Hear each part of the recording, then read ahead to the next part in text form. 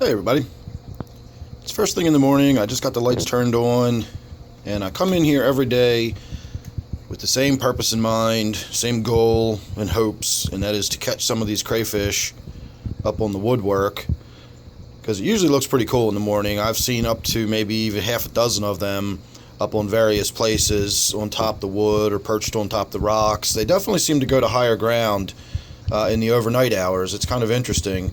Not 100% sure what their purpose for that is. I don't know if crayfish are exactly nocturnal. I know they're certainly active during the day. That's not a question at all. So if they're nocturnal, then that would indicate that they're pretty much active around the clock. Maybe they're more active at night. I suspect, or I think, that possibly some of the behavior of climbing up and going to high ground at night could possibly be for either hunting purposes. You know, they get up on a perch and they use their feelers to feel for any fish drifting around in the dark, and maybe if one drifts close enough they can snatch at it. It could possibly also be for defense. Perhaps they know that they hunt, during the night on the bottom, and by staying up off the bottom they prevent themselves from being preyed on by larger crayfish.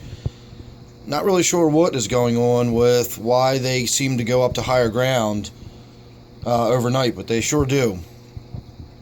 So it looks like I've got another minnow here that's not going to make it. This is another one of these golden shiners. So I'm going to say he's probably not going to last throughout the day. I'll get him out of there here shortly and either euthanize him, or I'm sure I'll come back here in a little while and he'll be gone anyway. And I also noticed another one down here. You can really barely make it out, but if you look in the reflection on the back glass, you see where the airline goes down and tucks underneath that rock? Between the glass and the airline, you'll see that sort of silvery line. That's actually fish, another one of those golden shiners. But you see the claws sticking out right there? There's also a chunk of crayfish. So I don't know if that's actually a piece of live crayfish. No, that's just a claw. And then the fish is just sort of wedged back there. At my first glance, I thought we had a crayfish in the corner that had that minnow. But it's not. It's apparently just the way the current is getting stuff sort of stuck in that corner. So I'm going to have to get in there and I'll get that claw out and I'll get that dead minnow out of there so it doesn't just sit and rot in the tank. So that's about it. I don't really see a whole lot else going on. I did shoot a video last night. I talked a little bit about the suckerfish here. And this gives you a little better look at what I was talking about. Those markings, how sort of white and blotchy it looks. Its behavior's perfectly normal. It's feeding perfectly normal. I don't, nothing in that sense is alarming me. But it really doesn't look good. It's just those colors don't look right. I mean, at a glance, it almost looks like it has some sort of fungal infection. But it's not. It's just really washed out color. That's not actually growth or anything on it. But it really does kind of look like it at first glance.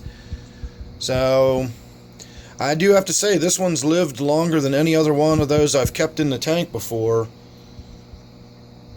And I do have some smaller ones too. Or at least one smaller one right there.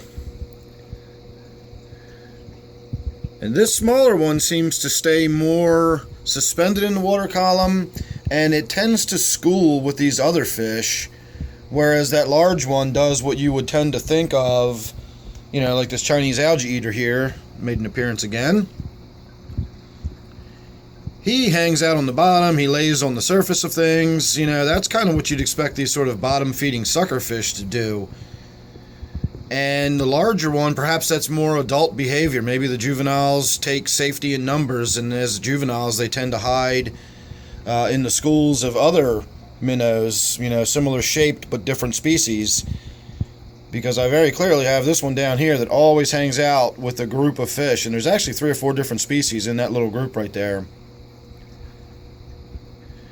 And don't ask me to name them because most of them I don't know.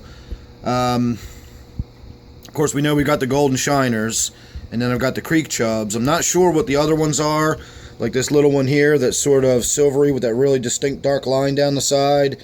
I believe that's some sort of Neotropus species, but I'm not sure. The ones with the red on them I do know are the rosy side dace.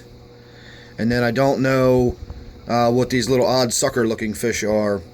They're different than, you can see two of them right there together. The one that's closer to us and then the one that's sort of pointing towards us in the back there. This one here. That is the white suckerfish, very similar to the larger one. It's the same species as that larger one we were just looking at with the white blotches on it. But then those other fish are very similar looking fish, but they don't have quite the same shaped head on them. They're a slightly different suckerfish, and they have a slightly different markings on them, so I'm not sure what they are at all. But I do have multiple species in here, and that's always interesting. So today is a holiday and it is freezing cold outside, so I'm not going to be doing much on the outside today. Hopefully I will be able to get caught up on a bunch of work I really need to get done down here. I've been putting stuff off for so long, and hopefully today will be my day to just get down here and power through some of it. So look forward to some upcoming videos. Make sure you're subscribed, that way you won't miss any of them. Don't forget, this one is my 125 gallon native tank. I'll see you real soon in the next one.